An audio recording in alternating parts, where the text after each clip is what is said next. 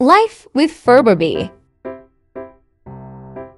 So ayan, ito nga kami, no? Ako yung sinundo nila, pero excited pa siyang makita yung tatay niya. At ito na nga, ginangat-ngat niya na yung mesa. Sobrang gutom na. So ito, for the bit-bit na ng mga pasalubong sa batang makulit. Ayan, super excited na. Pero kinakaltok na niya yung kainan niya. Gutom na. Ayan. Para bang sinasabihan kami na, pakainin niyo na ako. Ang nakakatuwa dito kay Dre, sobrang appreciative niya. So ayan, kine-check niya lagi yung mga pasalubong sa kanyang mga pagkain.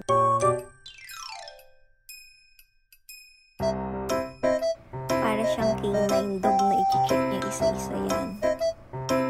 At syempre, as for mom, maubos na lahat ng food namin. Wag lang yung food supply